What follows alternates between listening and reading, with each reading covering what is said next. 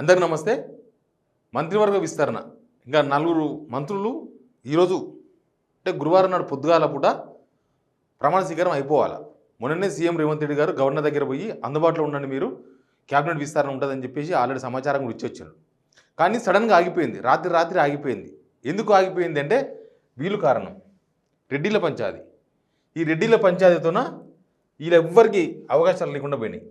ఈ రెడ్డిల పంచాయతీ ఏంటంటే ఇప్పుడు క్యాబినెట్లో మాకు మినిస్టర్ పదవి కావాలని కోరుకుంటున్న వాళ్ళు, లేకపోతే రికమెండేషన్ చేస్తున్న వాళ్ళు, రేవంత్ రెడ్డి గారు రికమెండేషన్ చేస్తున్న వాళ్ళు, లేకపోతే మిగతా పార్టీలో ఉన్న సీనియర్ నేతలు రికమెండేషన్ చేస్తున్న వాళ్ళు వీళ్ళు. రాజగోపాల్ రెడ్డి మునుగోడు ఎమ్మెల్యే, ముత్తా సుఖేందర్ రెడ్డి ప్రస్తుతం మండలి కౌన్సిల్ చైర్మన్గా ఉన్నారు. ఆయనకు నల్గొండ కోటాలో ఈయనకి ఇవ్వాలని చెప్పి రేవంత్ రెడ్డి గారు రికమెండేషన్ చేస్తున్నారు. మల్లెడ్డి రంగారెడ్డి కోటాలో నాకు పదవి కావాలి, ఎవరు గెలవలేదు ఇక్కడ, ఇబ్రహీంపట్నం నేను గెలిచినా నాకు కావాలంటున్నారు. రామ్మోహన్ రెడ్డి పరిగి ఎమ్మెల్యే, వికారాబాద్లో ఆల్రెడీ స్పీకర్ ఉన్నారు, అటు పక్క పోతే సీఎం రేవంత్ రెడ్డి గారు ఉన్నారు. కానీ నేను సీనియర్ ఎమ్మెల్యేను, రెండోసారి ఎమ్మెల్యేను, ప్లస్ 10 సంవత్సరాల ప్రతిపక్షంలో ఉంటే కాంగ్రెస్ నేను కార్యకర్తలాగా పనిచేసిన కాబట్టి నాకు రావాలంటున్నారు. ఉత్తమ్ పద్మావతి రెడ్డి కోదాడ ఎమ్మెల్యే. ఇక్కడ ఏమవుతుందంటే ఉత్తమ్ కుమార్ రెడ్డి గారు తీసుకొచ్చి లింక్ పెట్టినారు. ఉత్తమ్ కుమార్ రెడ్డి గారు ఏం చేశారంటే రాజగోపాల్ రెడ్డి కనుక ఇవ్వాల్సి వస్తే మా మిస్సెస్ రెండోసారి ఎమ్మెల్యే ప్లస్ పార్టీ చేంజ్ చేయలేదు, కోదాడ కాంగ్రెస్ కంచుకోటాలు మిగిలాలంటే ఖచ్చితంగా మినిస్టర్ పదవి కావాలి ఉత్తమ్ పద్మారెడ్డి గారికి అని చెప్తున్నారు, పద్మావతి రెడ్డి గారికి. తర్వాత సుదర్శన్ రెడ్డి బోధన ఎమ్మెల్యే. ఇంతమంది రెడ్డిలు 3, 6 మొత్తం 6 మంది రెడ్డిలు బయటికి కనిపించే వాళ్ళు. వీళ్ళు ఇంకా లోపల ఎంతమంది ఉన్నారో తెలియదు.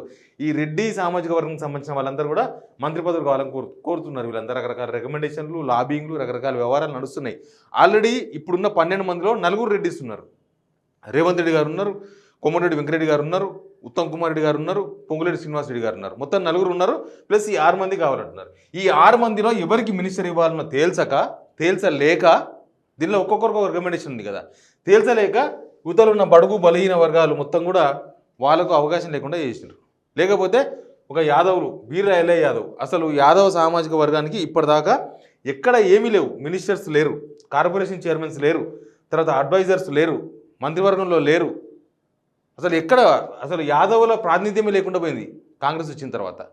వాళ్ళు చాలామంది చెప్తున్నారు, నాతో మాట్లాడిన వాళ్ళు యాదవ సామాజిక వర్గంకి సంబంధించిన నేతలు, లీడర్లు, పార్టీలో ఉండేవాళ్ళు.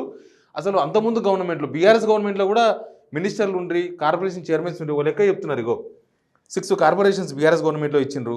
తర్వాత తలసాని మినిస్టర్, తలసాని శ్రీనివాస్ యాదవ్ ఉండే, బడుగుల లింగయ్య యాదవ్ రాజ్యసభ ఇచ్చేసిండ్రు ఈయనకి, ఎగ్గే మల్లేష్ ఎమ్మెల్సీ ఇచ్చిండ్రు. తర్వాత ఇక్కడ వస్తే 6 కార్పొరేషన్ చైర్మన్స్ ఇచ్చిండ్రు. తర్వాత జెడ్పీ చైర్మన్స్ 3 ఇచ్చిండ్రు బీఆర్ఎస్ గవర్నమెంట్లో. అసలు ఈ గవర్నమెంట్లో, కాంగ్రెస్ గవర్నమెంట్లో యాదవులకు ఏమీ ఇవ్వలే, యాదవులకు లీడర్ లేకుండా పోయింది కాంగ్రెస్లో. వీళ్ళైనా ఒక్కడే గెలిచిండు, ఆలేరు ఎమ్మెల్యే. ఆయనకు మంత్రి పదవి ఇవ్వాలని చెప్పి వాళ్ళ సామాజిక వర్గం నుంచి కొంత ప్రెషర్ ఉంది. వాళ్ళంతా ప్రెస్ మీట్ పెట్టి కూడా ఒక్కరే గెలిచారు కదా, మామూలుగా అవకాశం ఇవ్వండి ఆలేరు నుంచి అని చెప్పి బీర్లా ఎల్ఐ యాదవ్ వాళ్ళు సంబంధించిన వాళ్ళు అడుగుతున్నారు. ఎవరికి ఏమి ఇవ్వలేదు. బీర్లా ఎల్ఐ యాదవ్ కాకపోతే ఇంకెవరికి ఇచ్చే అవకాశం లేదు కదా. కార్పొరేషన్స్, మంత్రి, అడ్వైజర్స్ ఎవరికి అసలు యాదవ్ సామాజిక వర్గం వాళ్ళు మంత్రిగా లేని క్యాబినెట్ ఇప్పటిదాకా లేదు. కానీ ఇక్కడ ఇప్పటిదాకా 12 మందిలో ఒక యాదవ్ లేడు.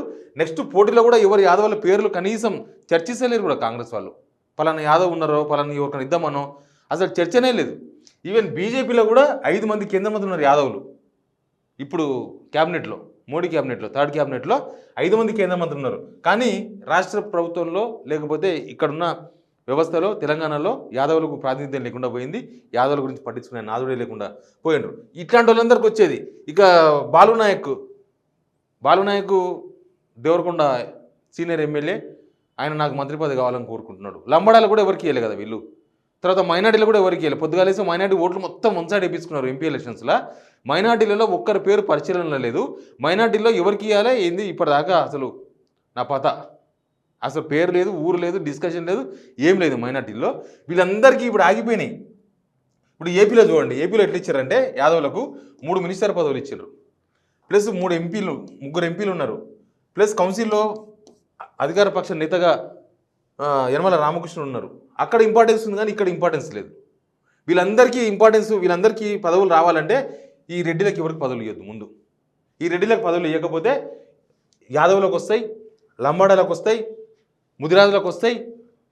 నిన్న మొన్న ఎంబీసీ కోటాలో రజక ఎమ్మెల్యే ఉన్నారు, షాద్నగర్ ఎమ్మెల్యే. ఆయనకు వస్తుంది. ఇంకా రకరకాల వాళ్ళు వస్తారు. ఎస్సీలలో మాలలకు ఒకరికి ఇచ్చిండ్రు, మాదిగలకు ఒక్కరికే ఇచ్చిండ్రు. ఎస్సీలలో మాలలకు 2-3 పోస్టులు ఇచ్చిండ్రు, వాళ్ళకు కూడా అవకాశం దొరుకుతుంది. ఇంకా ఎంబీసీలలో ఇంకేమన్నా ఉంటే వాళ్ళకు కూడా అవకాశం వస్తుంది. కానీ వీళ్ళెవ్వరికి పదవులు రాకుండా వీళ్ళంతా అడుగుంటున్నారు. వీళ్ళే పోటీలో ఉన్నారు. ఇంకా వీళ్ళకి ఏడొస్తాయి పోస్టులు. వీళ్ళు కనుక ఇప్పుడు ఈ 6 మంది ఉన్నారు కదా, 6 మంది పోటీ పడుతున్నారు కదా, వీళ్ళు కనుక కొద్దిగా వెనక తగ్గి ఉంటే ఇలా 4 మినిస్టర్లు ప్రమాణ స్వీకారం చేసేవాళ్ళు. ఆ 4లో కనీసం 1-2 ఈ బడుగు బలహీన వర్గాల వాళ్ళకు ఖచ్చితంగా అవకాశం వచ్చేది. ఇంకో వెల్మల్ కూడా ప్రేమ్ సాగర్ రావు, మదన్ మోహన్ రావు, మంచిర్యాల ఎమ్మెల్యే, ఎల్లారెడ్డి ఎమ్మెల్యే, వీళ్ళిద్దరు కూడా అడుగుతున్నారు. మొత్తం వీళ్ళే. ఇంకా వీళ్ళు 6 మంది, వీళ్ళు 8 మంది అడుగుతున్నారు. ఉన్న పోస్టులు ఏమో 6 పోస్టులు, 6 వీళ్ళే 8 మంది అడుగుతున్నారు. దానిలో 2 పోస్టులు బీఆర్ఎస్ నుంచి వచ్చే వాళ్ళకని చెప్తున్నారు. మళ్ళీ 4 పోస్టులు, 4 వీళ్ళే ఇంతమంది మాట్లాడితే వీళ్ళే ఇంత. ఎందుకంటే వీళ్ళెవ్వరు లాబింగ్ చేయలేరు. వీళ్ళెవ్వరు కూడా లాబింగ్ చేయలేరు.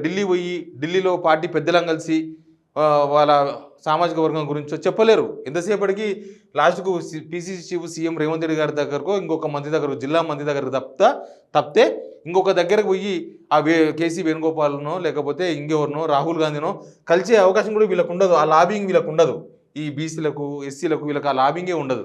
ఎంతసేపటికి వీళ్ళే పోతారు, ఢిల్లీ పోతారు, వీళ్ళే మాట్లాడుకుంటారు, వీళ్ళే పదవులు తెచ్చుకుంటారు తప్ప వీళ్ళకి మాత్రం అవకాశం వస్తలేదన్న ఒక చర్చ కాంగ్రెస్ పార్టీలో బాగా ఉంది. అందుకే వీళ్ళందరూ ఈ 6 మంది, ఇద్దరు, మొత్తం 8 మంది కొట్లాటల ఈ పంచాయతీల ఎవరికి ఏమి ఇవ్వాలని అర్థం కాక లాస్ట్కి క్యాబినెట్ మొత్తం వాయిదా పడ్డది. లాస్ట్కి ఇట్లాంటి వాళ్ళందరికీ అవకాశం లేకుండా పోయింది క్యాబినెట్లో. ఇంకా నెక్స్ట్ మళ్ళీ విస్తరణప్పుడు వీళ్ళ అవకాశం వస్తుందా, ఇంకా వీళ్ళ లిస్టు పెరుగుతుందా అనేది చూడాల్సి ఉంటుంది. Please subscribe signal TV.